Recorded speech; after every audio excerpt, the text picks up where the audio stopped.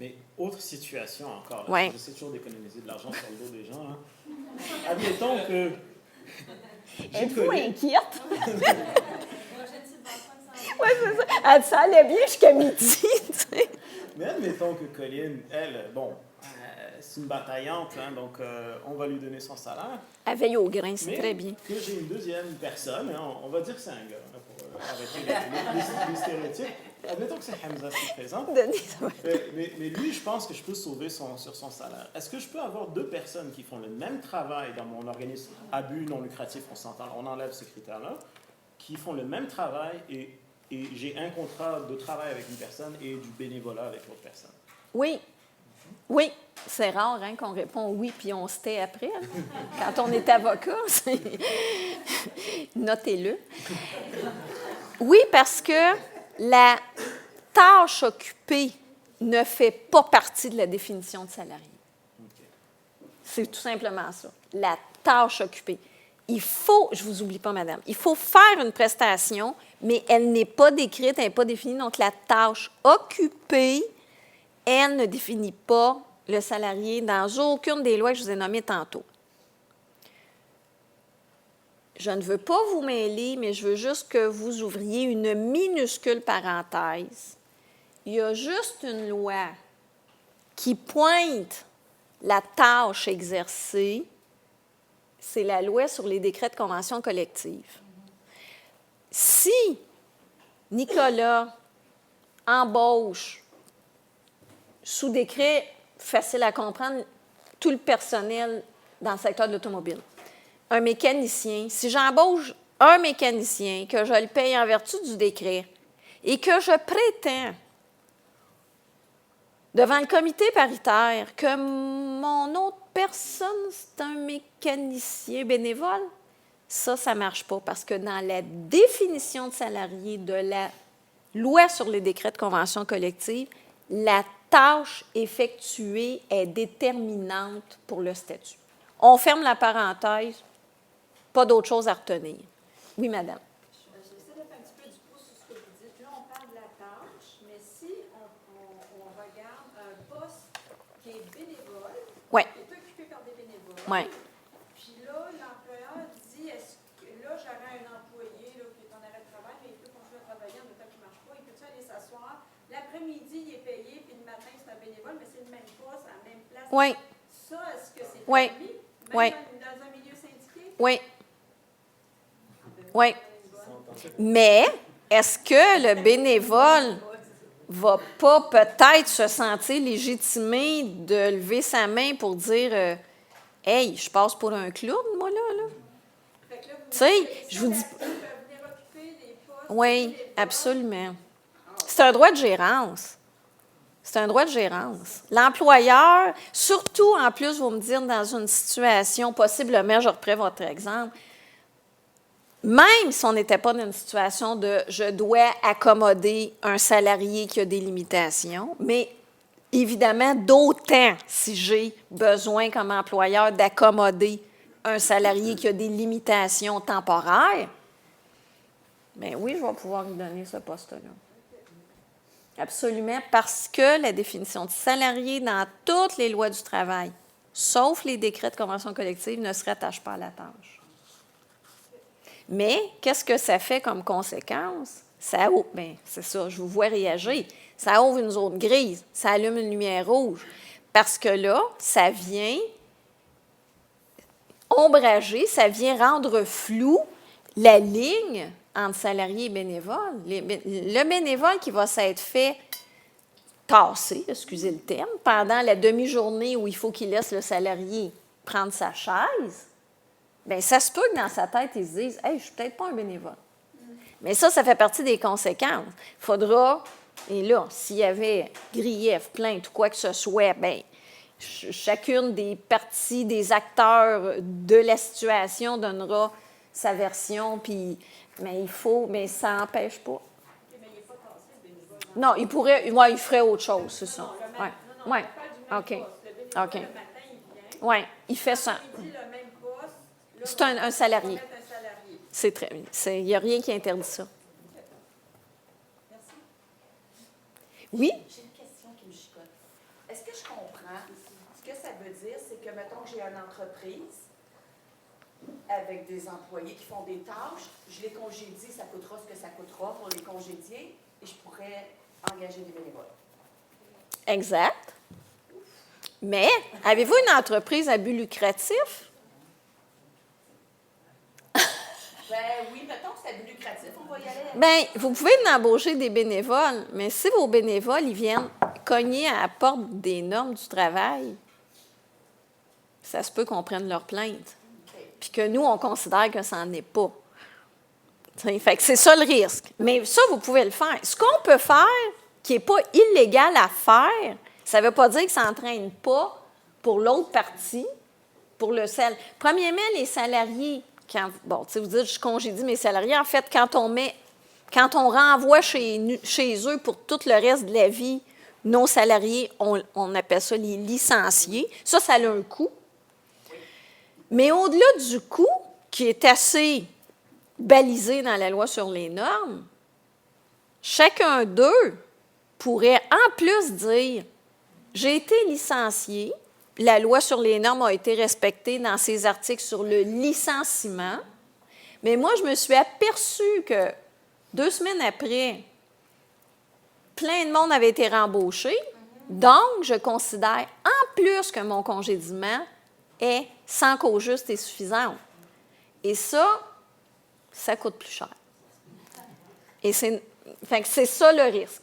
Alors, si vous pouvez le faire, la réponse c'est oui. Combien ça va vous coûter? God knows. Et puis, si c'est dans un organisme sans but lucratif, est-ce que c'est la même chose? Bien, ça va être, tu sais, je vous l'ai dit tantôt, mettons que son essai de s'aider en mettant quelques situations hors de la portée des bénévoles, ça va être plus confortable. Sinon, on va penser que c'est un panier de crabes et on ne s'en sort pas. Donc, à but lucratif, c'est pas mal difficile de prétendre qu'il y a des bénévoles. C'est pas mal difficile. Donc, ça va. À but non lucratif, bien, ça, déjà, c'est un peu la mission de ces organismes-là, qui sont d'offrir des services.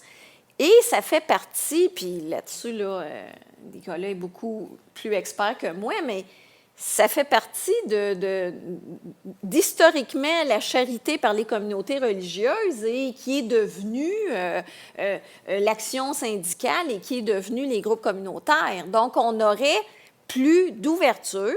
En fait, moi, je vous dirais, si vous êtes un OBNL pour lequel vous vous êtes fait retirer l'entièreté de vos subventions, mais que les bénévoles veulent continuer à œuvrer, bien, les salariés de l'OBNL, il aurait beau faire des plaintes, ils peuvent en faire, ça ne les empêche pas d'en faire. Mais moi, je pense que leur espoir de gain sera de beaucoup diminué. Parce qu'on n'est pas à but lucratif et parce que les bénévoles peuvent venir témoigner à l'effet de « Regarde, on a accepté, donc, véritable intention, on a accepté de continuer la mission de l'organisme bénévolement. » Et ça, on l'a vu, parce que des fois, les coupures, elles sont drastiques, pour ne pas dire sauvages. Et on l'a vu, moindrement qu'on était dans le milieu communautaire. Moi, j'étais particulièrement dans la région de la Naudière, mais ça, on l'a vu, là, du jour au lendemain, il n'y a plus d'argent, puis on ne veut pas laisser tomber bénéficiaire. Donc, oui, c'est possible. Évidemment, la petite possibilité que les salariés qui ont été licenciés ne comprennent pas trop le changement puis déposent des plaintes, mais ça ne devrait pas avoir une longue durée. Sur la loi sur les décrets, les conventions Oui. collectives, est-ce que dans cette loi-là, il y a une liste de postes qui est précisée, comme vous avez donné l'exemple du mécanicien? Est-ce qu'il y a une liste de postes qui... En fait, il n'est pas dans la loi. C'est pas dans la loi sur les décrets, c'est dans chacun des décrets que ça fait la liste des fonctions occupées. Fait que si vous prenez le décret de l'automobile, ça va faire la liste de tous ceux qui sont considérés des salariés par la fonction et les tâches qu'ils font. Si vous allez dans le décret des agents de sécurité d'édifices publics, même chose. Fait qu'il faut aller dans les décrets. Oui? Madame Tegui. Oui. Période d'éclosion, On me demande de mettre un bénévole à la réception avec le fameux petite bouteille de purée. Ben oui. Ben oui. C'est bien nice, OK? J'ai dit oui, c'est bien cute, ça. Oui, c'est bien cute. OK. Moi, je peux peut-être trouver des bénévoles si je force, que je passe à travers ma liste.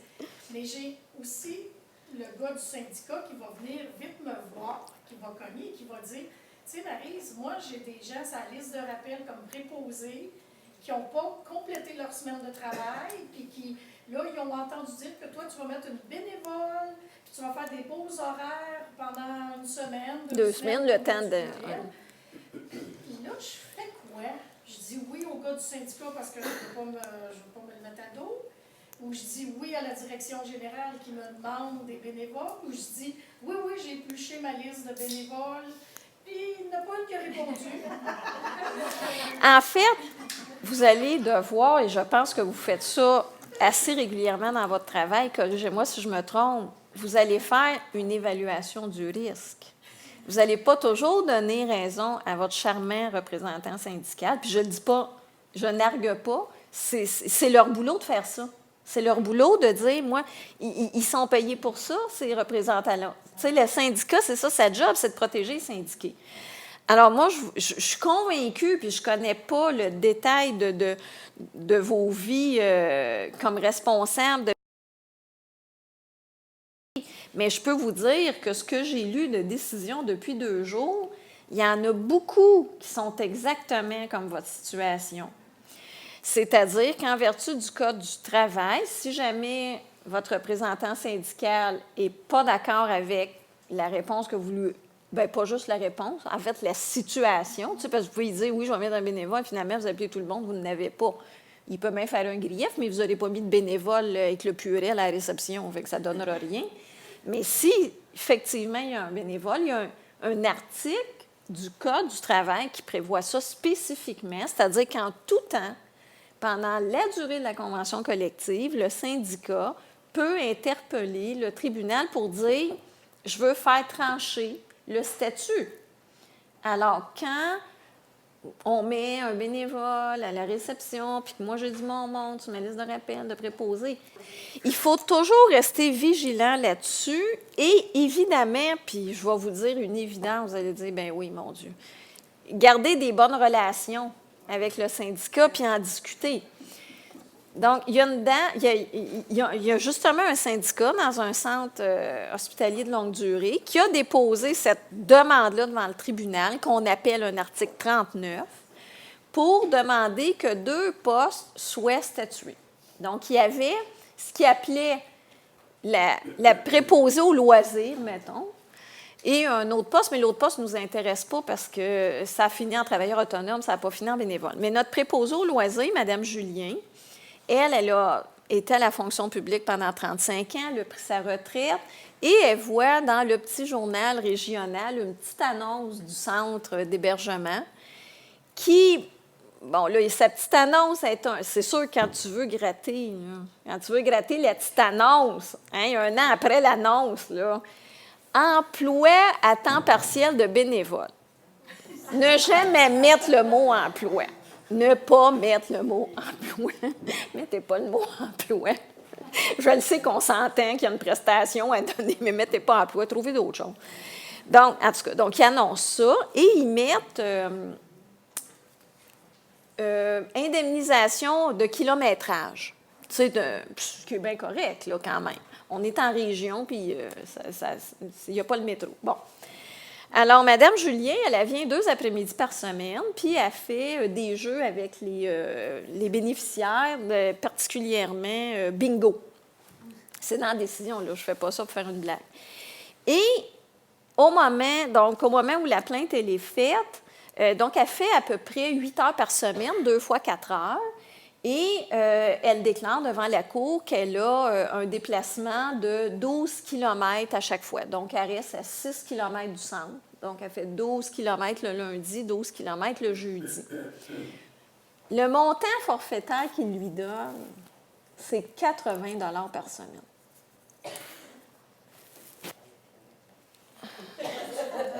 Ça coûte cher, le kilomètre dans cette région-là, hein? Vous voyez, c'est ça qui a emporté l'affaire. C'est que, évidemment, le juge administratif du tribunal administratif du travail a dit « Oh, pelaille, 3,50 du kilomètre que ça donnait à peu près. » Il dit « Il n'y a pas un organisme gouvernemental qui paye ça. » Et évidemment, il faut comprendre que quand le syndicat fait cette demande-là en vertu de l'article du Code du travail, le juge administratif, lui, il doit regarder l'objectif de cette loi-là, qui est le Code, qui est de favoriser la syndicalisation et la négociation collective des conditions de travail. Donc, lui, il regarde ça, et c'est ce que le Code lui dit, là, c'est pas autre chose, avec un œil favorable à reconnaître Mme Julien comme une salariée. Alors, évidemment, ce qui a été plaidé devant elle, c'était puis il dit, là, le juge administratif, il dit, là, regardez, c'est pas, vous faites pas, vous l'indemnisez pas pour son kilométrage, là, on s'entend, là, vous versez une portion de salaire. Puis, à partir du moment qu'il y a une rémunération, pas du vrai kilométrage, là, mais une rémunération, là, deuxième danger, on glisse. Alors, ils ont dit que Mme Julien, il a considéré qu'elle faisait partie de l'unité de négociation. Elle est venue devant la cour, elle a dit « Non, mon intention véritable, ça a toujours été d'être bénévole. Même quand j'ai commencé, puis qu'ils m'ont versé ce montant-là, forfaitaire, je leur ai dit « Est-ce que je dois le déclarer à l'impôt? » Tu sais, je ne savais même pas quoi faire avec. Elle était de toute bonne foi, bord en bord, là. Mais le véhicule utilisé, puis ça, c'est le véhicule qui vous guette en milieu syndiqué, par le Code du travail, c'est sûr que ce soit l'article 39 pour déterminer si c'est un emploi syndiqué ou si c'est une fonction syndicable, ou pour se demander si ça contrevient à la loi anti-briseur de grève, bien, vous allez comprendre que le tribunal aura un œil favorable, à moins d'une preuve contraire. Alors, c'est ça. Donc, allez vous mettre une bénévole à l'accueil. Bonne chance. Est-ce que c'est des questions ou c'est d'autres cas? Parce que dans la deuxième portion, on va faire une pause à un moment donné, dans la deuxième portion, on va justement faire des petites études de cas ensemble. Donc, si vous avez d'autres exemples de situations, je préférais qu'on les garde pour après. Et on va vraiment les travailler là, en détail davantage. Donc là, j'aimerais ça qu'on avance dans la matière du cours. J'aimerais donc ça va, c'était une question? Il y avait Denis. C'est quelque chose dont on a entendu parler il y a quelques années, peut-être de l'en parler tantôt, là, les familles qui voulaient peinturer des locaux dans Oui, on va en parler. Rappelez-le-moi, Mme Denis, si je l'oublie. Mais c'est une excellente situation. Donc là, j'aimerais qu'on parle maintenant de... Bon, on a des bénévoles, c'est correct. C'est clair, c'est clair. OK. Quelle loi, vous en avez déjà évoqué plusieurs, quelle loi, puis là, j'invite les gens à regarder dans votre pochette, vous avez un petit guide là. Quelle loi on devrait connaître, puis et qu'est-ce qu'elles nous disent en termes de nos obligations là, envers nos bénévoles?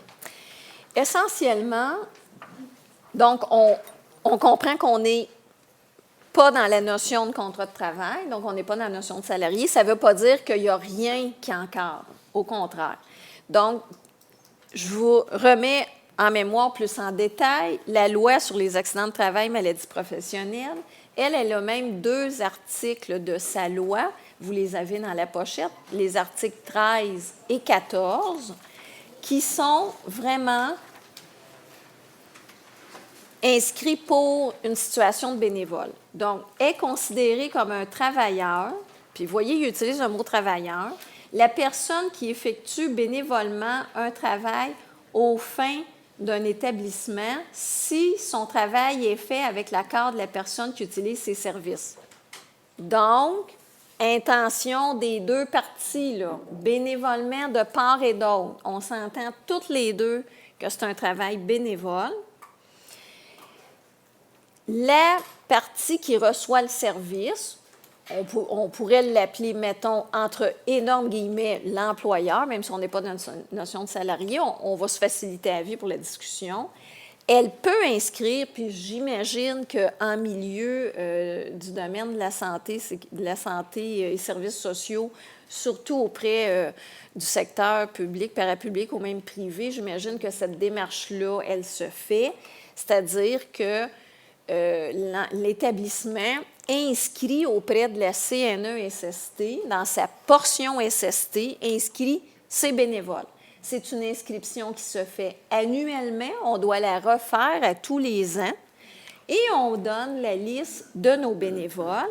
Il y aura, par contre, seulement 2 situations qui seront non couvertes dans la loi sur les accidents de travail, c'est-à-dire la situation de retour au travail. Donc, le bénévole se blesse, il ne peut pas venir faire son travail de bénévole pendant quelques semaines, quelques mois. Quand il est prêt à retourner, il ne bénéficie pas, malgré de la protection de la loi sur les accidents de travail, il ne bénéficie pas du concept qui oblige l'employeur à le reprendre au travail dans son ancienne fonction et à l'accommoder. Donc ça, il ne bénéficie pas de ce concept-là, ni du concept de maternité, de protection de la maternité sans danger.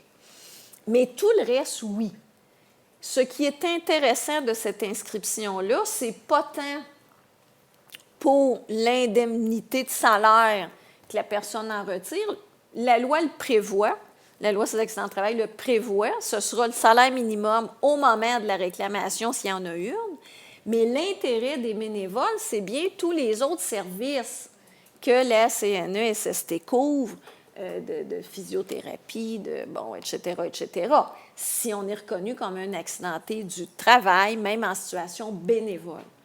Donc, c'est vraiment quelque chose qui est offert depuis déjà un bon moment, une bonne vingtaine d'années, par anciennement la CSST. Ça a été conservé avec la CNESST. Donc, c'est un formulaire simple à remplir. Habituellement, les établissements sont déjà inscrits auprès de la CNESST pour le reste de leurs employés rémunérés. Ils complètent le formulaire pour les employés bénévoles et ils refont cet exercice-là tous les ans parce qu'on comprend qu'il y a du roulement ou qu'il peut y avoir du changement dans l'équipe de bénévoles. Donc, ça, c'est une protection qui est facile, c'est une protection de base qui est accessible à tous les organismes, à tous les établissements qui prennent des bénévoles. Donc, propager la bonne nouvelle pour ceux qui ne la connaissent pas. Oui? Question technique. Exemple, j'ai 500 bénévoles qui passent dans l'année, ça change souvent. Quand vous dites la liste, je dois mettre la liste de bénévoles? Oui, la CNESST, si vous allez sur le site de la CNESST, mais ils ne vous demandent pas d'aller la mettre à jour à chaque fois que ça bouge. Okay. Ils vous demandent de la remettre à jour annuellement. Si j'ai 500 bénévoles que j'inscris l'année, après, les modifications. Oui, tout simplement. Quelqu'un en cours d'année, 2 mois après, il y a un accident, il y a besoin de physio et autres. Oui, exactement. En fait, il pourrait même, lorsqu'il y a sa blessure ou sa lésion, il peut cesser d'être bénévole, mais il est traité. Là. Vous n'avez pas l'obligation, c'est beaucoup trop laborieux, heureusement, d'aller, pas du tout. Idéalement, quand il y a un nouveau bénévole qui arrive, puis quand vous n'en avez pas 500, bien, idéalement, on l'inscrit. Les désinscriptions, c'est pas grave. Les inscriptions, c'est plus souhaité. Mais moi, je n'ai pas eu connaissance qu'on écarte un bénévole parce que le lot est immense, puis que vous le faites une fois par année, vous dites, regardez, moi, je le fais toujours le 1er janvier, mais ce bénévole-là, il s'est joint à nous en novembre. Il n'y a pas de souci. À date, je n'ai connu aucun litige là-dessus. Sinon, c'est trop laborieux. Ensuite, donc, ça, évidemment, ça nous protège. C'est une petite boîte, mais une petite boîte utile et qui donne une protection vraiment nécessaire, intéressante, si un événement se produit. Par contre, il reste toujours le Code civil, la responsabilité civile. Je ne saurais trop répéter que les couvertures d'assurance responsabilité je comprends qu'on paye toute notre vie pour rien, mais c'est la définition de ces produits-là. Et ça nous donne peut-être des indulgences à la fin de notre vie, je ne le sais pas. Mais c'est très important parce qu'un bénévole peut chuter. C'est sûr que si on est un établissement public, parapublic, ça, il n'y a pas de souci, on sait que c'est couvert. Mais les OBNL, à chaque fois que je les visite, je leur dis, ne négligez pas les couvertures d'assurance de responsabilité civile. Tantôt, on l'a dit, évidemment, il y a des protections en vertu de la loi sur les normes qu'on aimerait bien voir appliquées aux bénévoles, comme le harcèlement psychologique. Évidemment, ce n'est pas possible en vertu de la loi sur les normes. Par ailleurs, un bénévole qui considère qu'il est harcelé ou discriminé pourra faire une démarche auprès de la Commission des droits de la personne en vertu de la charte.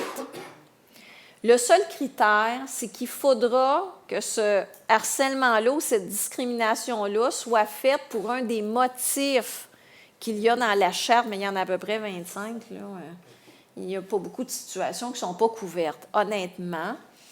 Donc, il y a possibilité qu'il y ait une plainte déposée à la Commission des droits de la personne et de la jeunesse. C'est un recours qui est gratuit, comme celui de la loi sur les normes, si on y avait accès, et pour lesquels la représentation par avocat devant le tribunal sera également gratuite. Par contre, le bénévole pourrait se voir désigné comme mis en cause ou comme harceleur dans une plainte de harcèlement déposée par un travailleur dans le milieu de travail. Je ne vous le souhaite pas, là. Je dis juste que c'est possible. Parce que le plaignant ou la plaignante qui, lui ou elle, bénéficie du statut de salarié aura accès aux dispositions de la loi sur les normes ou à celle de la convention collective parce qu'il est prévu à la loi sur les normes que les dispositions en matière de harcèlement psychologique font partie intégrante de toutes les conventions collectives au Québec depuis le 1er juin 2004. Alors, ça se peut qu'il soit désigné. Il pourrait s'offenser, il pourrait s'offusquer en disant « Oui, mais moi, je n'ai pas le droit à ce recours-là, mais je me fais désigner. » C'est vrai. Mais c'est le statut du plaignant ou de la plaignante qui est alors déterminant. Est-ce que je vous ai mêlé? OK. Mais allez-y si vous avez des questions, ça va me permettre de clarifier. Du harcèlement psychologique entre bénévoles, est-ce qu'il y a quelque chose qui est faisable? Ça va être la charte. Ça va être la charte ou si mon motif... je pourrais avoir même... ça va être soit la charte, soit le code civil ou le code criminel. Mais là, on se comprend, là. Le harcèlement criminel, là, on est dans une autre game, là. Il faut que ce soit... Bien, on l'a vu, hein, peut-être dans les journaux, vous l'avez vu dans les derniers mois, là, la conseillère municipale, Mme Montgomery, ancienne journaliste, là. Faut que ce soit... C'est évidemment très sévère, c'est décrit à l'article 264 du Code criminel, mais ça fait partie des possibilités. Donc, il pourrait y avoir plainte en vertu du Code criminel, il pourrait y avoir plainte en vertu de la charte, si c'est pour un motif qui est énoncé dans la charte. Par exemple, harcèlement sur la race, harcèlement sur un handicap, sur le sexe. Et là, ça pourrait être par la charte. Sinon, bien, il y a toujours l'abus de droit en vertu du Code civil. Est-ce que ça vous répond? Est-ce que c'est laborieux comme recours? Si c'est ça, votre deuxième question, évidemment, vous avez compris que la réponse est oui. Surtout en vertu du Code criminel. Puis, abus de droit, c'est pas simple aussi. Après la pause, je vous donnerai un exemple. D'ailleurs, c'est un exemple que j'ai trouvé, que mes étudiants ont trouvé, en centre hospitalier. Un bénévole qui a poursuivi un hôpital et ça s'est rendu devant la cour d'appel, mais une décision bien intéressante. On ne regardera pas le droit, mais plutôt tout ce qui traite de bénévoles dedans. il y avait madame, puis madame ensuite. Oui? Concernant les politiques contre le harcèlement, Oui. bon, je pense qu'il y en a un pour les employés. Oui. Est-ce qu'on peut intégrer les bénévoles dans cette politique-là? Et est-ce qu'elle devient, par votre même, défendable, est-ce qu'elle pourrait être défendable par la CNSST ou c'est quand même les mêmes choses, c'est une politique à l'interne? Vous savez que la loi sur les normes a imposé à partir du 1er janvier 2019 une politique à l'interne pour les employés, évidemment, parce que la loi sur les normes s'adresse à des salariés. Cette obligation-là n'était pas dans la loi avant. Elle est maintenant dans la loi et cette politique-là doit inclure des mesures pour traiter les plaintes. Et donc, ça fait un traitement qui ne va pas à la CNESST, qui est traité à l'interne. Et comme c'est traité à l'interne, moi, je vous dirais, ajoutez les bénévoles. Ces politiques-là, pourquoi ça a été ajouté dans la loi? On n'a pas voulu le faire en 2002, quand les dispositions ont été intégrées, parce qu'on trouvait déjà qu'on venait alourdir beaucoup le fardeau des employeurs. Ça a créé, vous devez vous en souvenir, une onde de choc épouvantable. Tout le monde considérait qu'il se faisait poursuivre équivalent du harcèlement criminel. Ça a vraiment été des années de peur, des années de crainte, des années assez difficiles, le temps de se rappeler que des situations de harcèlement, il y en avait avant. On faisait juste pas être traité avec ce mécanisme-là, et qu'il fallait donc être dans la vie, juste être clair, puis se parler clairement, puis qu'il n'aurait pas tant que ça des plaintes. Finalement, c'est ça que ça a donné, mais ça a pris des années. C'est pour ça qu'à la modification de 2018, la ministre du Travail a dit, cette fois-ci, on l'impose, la politique. Il y a beaucoup, beaucoup de milieux, de gros employeurs qui en ont déjà de ces politiques-là pour leurs salariés, même avant l'obligation du 1er janvier 2019. Et c'est heureux. Pourquoi? Parce que ça vient, encore là, clairement énoncer la position de l'employeur. Ça vient clairement énoncer ses valeurs et ce qu'il veut protéger. Si ces babines ne suivent pas ses bottines et qu'il a adopté une politique de harcèlement juste pour faire cute, il va se le faire reprocher vertement à la cour. Fait que, garde, fais pas ça juste pour faire cute, parce que tu vas être pris avec pareil. Mais on se comprend que la majorité le font parce qu'ils y croient. Maintenant, c'est une obligation. Incluez les bénévoles dedans. Ça démontre que l'employeur, qui a le respect du milieu de travail sain pour ses salariés, l'a également pour ses bénévoles.